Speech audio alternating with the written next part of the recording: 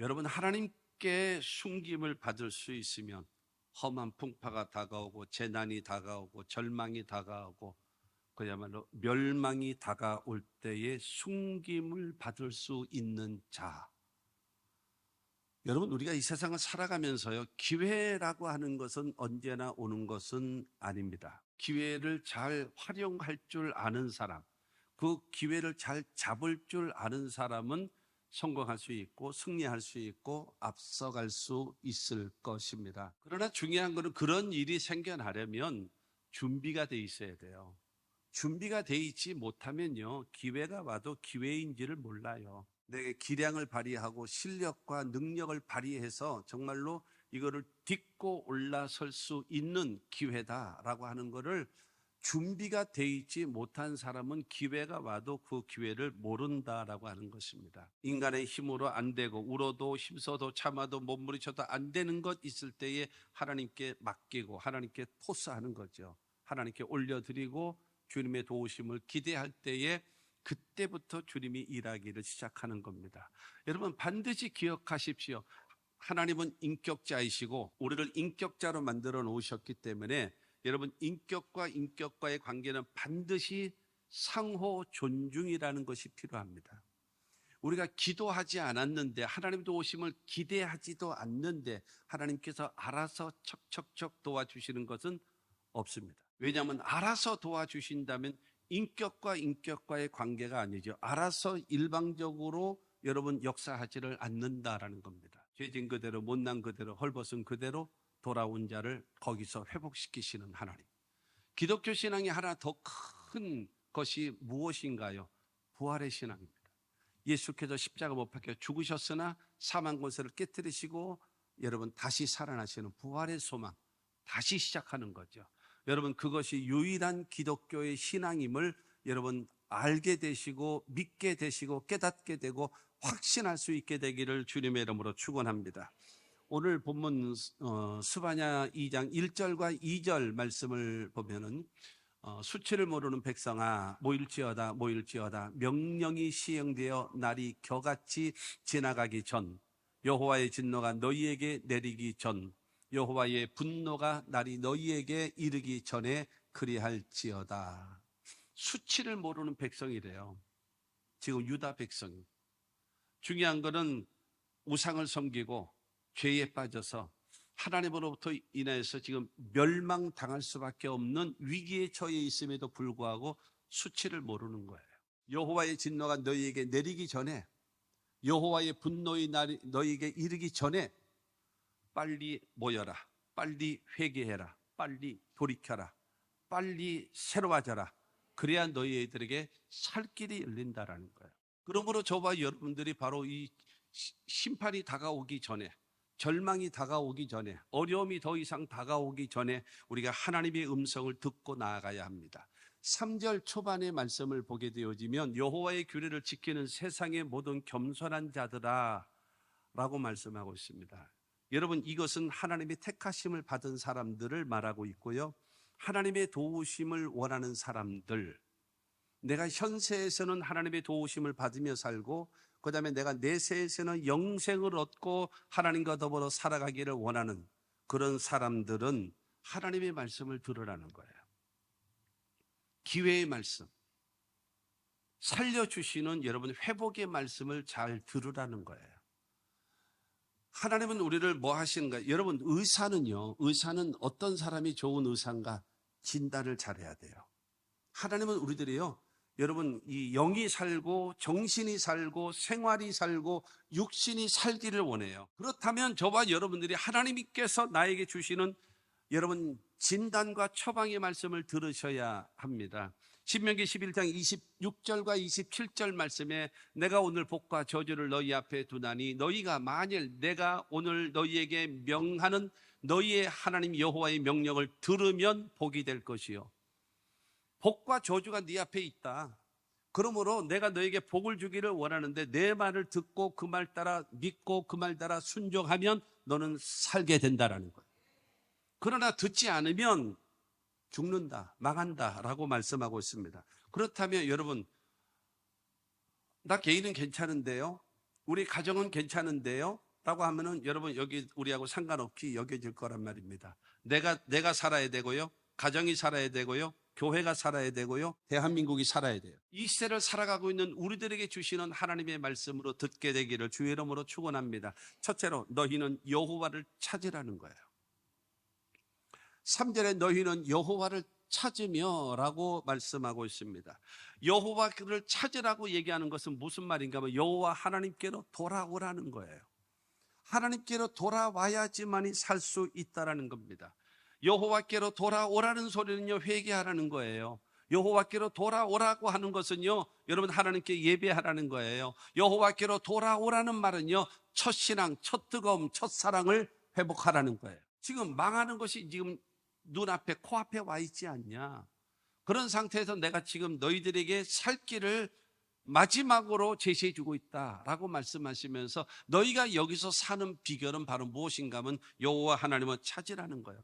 첫신앙을 회복하라는 거예요. 하나님께 회개하라는 거예요. 하나님께 돌이키라는 거예요. 그래야지만이 되어지는 것입니다. 안 되면 뭐가 여러분 자꾸 일이 안 되면 여러분 생각해 봐야죠. 왜 안 될까? 물어봐야죠. 그렇죠? 멈춰봐야죠. 왜 안 되지?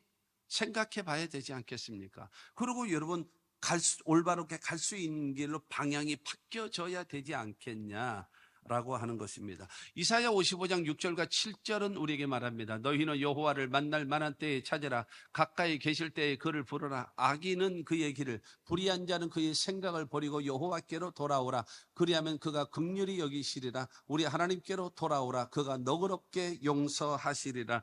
여러분 살아계신 하나님을 만나기 위해서는요, 하나님을 찾으라는 거예요. 하나님 앞에 나아오라는 거예요. 그러면 하나님께서 저와 여러분들을 긍휼히 여기시고 저와 여러분들을 용서하시고 저와 여러분들을 회복시켜 주심을 믿게 되기를 주님의 이름으로 축원합니다. 사랑하는 성도 여러분, 기억하십시오. 알아서 척척척 도와주시는 일은 없어요. 하나님의 도우심을 요청해야 합니다. 여러분, 기도라고 하는 매개체를 통해서 하나님의 손길을 움직일 수 있는 유일한 방법이라는 사실을 기억하시기를 바랍니다. 그래서 우리들에게 살 길이 열려지기를 원한다면 하나님께로 돌아와야지만이 된다. 악인은 그의 길을, 불의한 자는 그의 생각을 버리고 하나님께로 돌아오고 회개하면 하나님께서 살려주시겠다라는 겁니다. 그래서 내 개인이 살아야죠. 우리의 가정이 살고 교회가 살고 여러분 우리의 가족들이 살고 대한민국이 사는 그와 같은 역사가 있게 되기를 주의 이름으로 축원합니다. 에스겔 22장 30절과 31절 말씀을 보면 이 땅을 위하여 성을 쌓으며 성 무너진 데를 막아서서 나로 하여금 멸하지 못하게 할 사람을 내가 그 가운데서 찾다가 찾지 못하였으므로 내가 내 분노를 그들을 위에 쏟으며 내 진노의 불로 멸하여 그들을 행위대로 그들 머리에 보응하였느니라. 주 여호와의 말씀이니라. 유다 백성을 멸하려고 하고 있는데 거기서 가로막고 서서 하나님 안 돼요. 이 예루살렘 허물면 안 되잖아요. 유대 나라를 허물면 안 되잖아요. 가로막고 기도하는 사람이 한 사람이 없었다라는 겁니다. 바벨론이라는 나라에 여러분 침략당해서 1차 포로된 사람이 누구냐? 다니엘과 그 다음에 그의 친구 사드락과 메삭과 아벤느 귀족들이 잡혀갔어요. 그 다음에 2차 침략을 해가지고 두 번째 잡혀간 대표 주자가 사람 중에 한 사람이 누구냐면 에스겔 선지자, 제사장이며 선지자인 것입니다. 그래서 여러분 에스겔이 바벨론에 같이 포로 생활하면서 제사장과 그 다음에 선지자의 역할을 하는 사람인데 우리나라가 왜 망했는 줄 아느냐? 너희 중에 한 사람이라도 이 민족 살려달라고 기도하는 사람이 없었기 때문에 망했다라는 겁니다. 하나님을 찾으면 하나님의 그 진노는 멈출 터인데 멈추지 않는다는 거죠. 한 사람도 기도하지 않기 때문에 하나님 앞에 여러분 가로막고 이 땅 살려주세요, 이 민족 살려주세요 하면서 간절하게 기도하는 자가 없어서 망했다라고 지금 에스겔 선지자는 바로 그것을 말씀하고 있는 것입니다. 호세아 6장 1절 말씀을 보면은 오라 우리가 여호와께로 돌아가자. 여호와께서 우리를 찢으셨으나 도로 낫게 하실 것이요 우리를 치셨으나 싸매어 주실 것입니다. 여러분 이 당시 그러니까 유다 나라가 멸망하기 그 전에는요 이사야도 있었고요, 예레미야도 있었고요, 미가 선지자도 있었고요, 여러분 호세아 선지자도 있고 이 스바냐 그러니까 나라가 지금 위기의 상태가 되어지니까 그야말로 유명한 선지자들 총동원해서 돌아오라 돌아오라 돌아오라 하는 거예요. 그러면 하나님이 살려주신다. 근데 돌아오지 않는 거예요. 사랑하는 성도 여러분, 내 방법대로 살지 말고 하나님의 말씀대로 살아가려고 여러분 할 수 있는 저와 여러분들이 될 수 있게 되기를 바랍니다.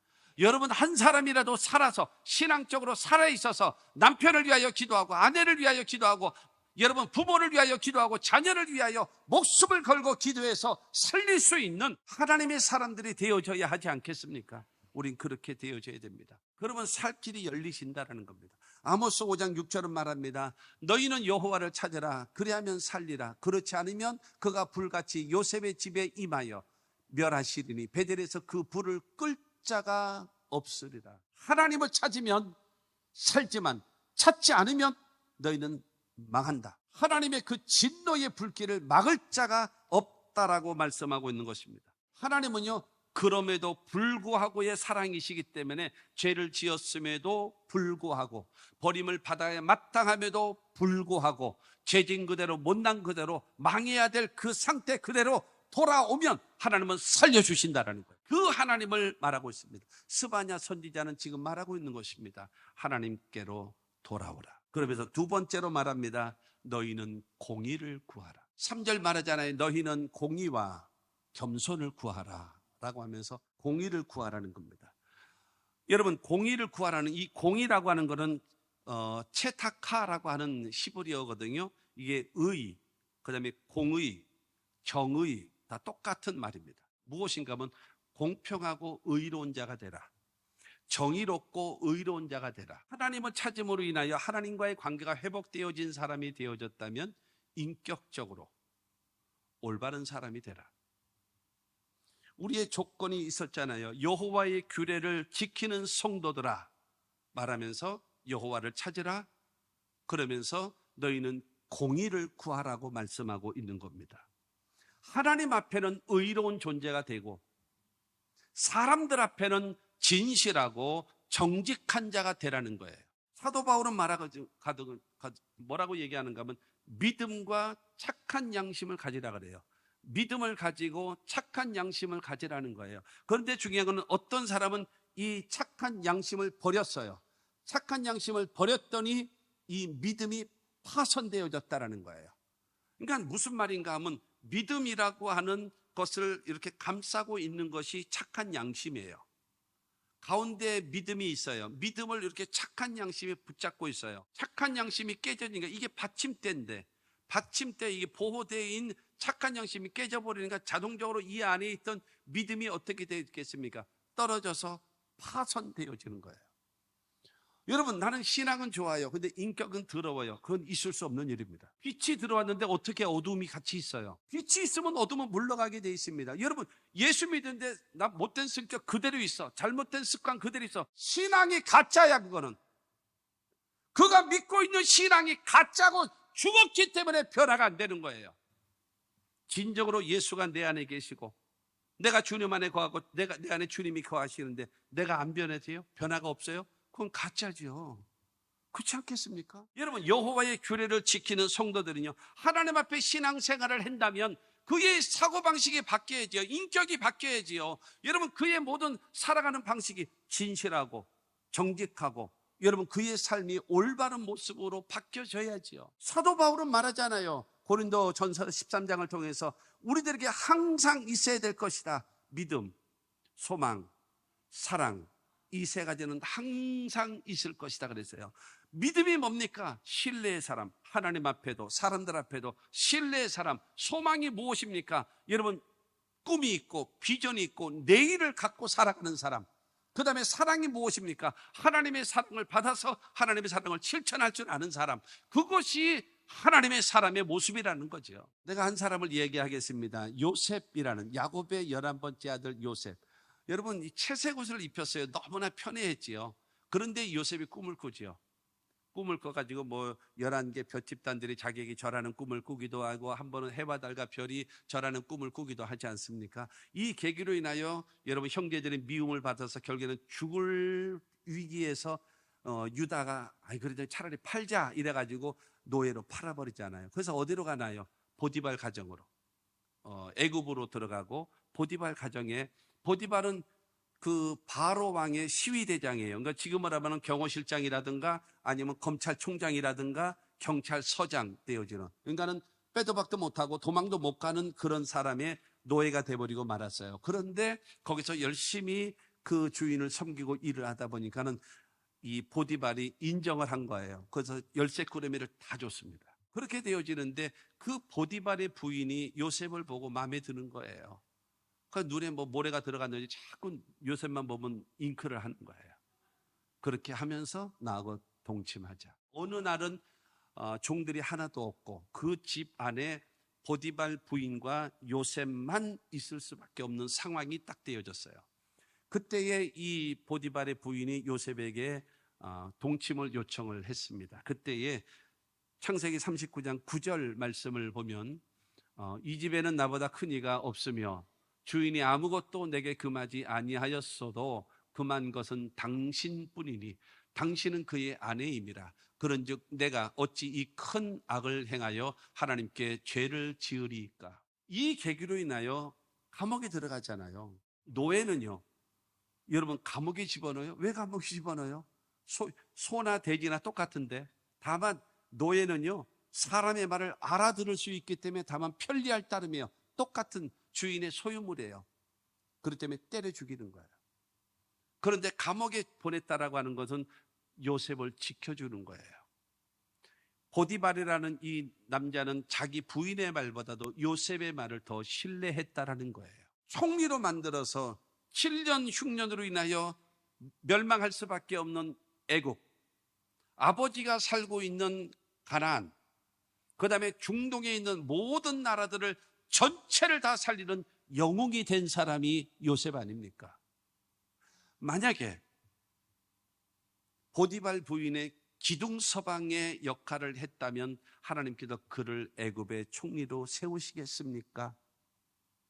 하나님이 그런 사람을 애굽의 총리로 세우셨다면 성경은 없어져야 될 그런 책에 불과할 것입니다. 하나님이 세우시는 사람은, 하나님과의 영적인 관계가 회복되어졌다면 이제는 바로 무엇인가 하면은 여러분 인격적으로 공의를 구하는, 하나님 앞에는 의롭게 되어지고 사람들 앞에는 공평한 사람으로, 의로운 사람으로 바뀌어져야 된다라고 성경은 우리에게 말하고 있는 것입니다. 예레미야 5장 1절 말씀을 보면 너희는 예루살렘 거리로 빨리 다니며 그 넓은 거리에서 찾아보고 알라. 너희가 만일 정의를 행하며 진리를 구하는 자를 한 사람이라도 찾으면 내가 이 성을 용서하리라. 아까 에스겔이라는 사람은 여러분 나라가 망했을 때에 두 번째 포로로 잡혀가지고 같이 포로 생활하는 사람이었고, 예레미야는 지금 바벨로니아라는 나라가 쳐들어오고 있는 이 상황 속에서 빨리 너희들이 어떤 사람이요?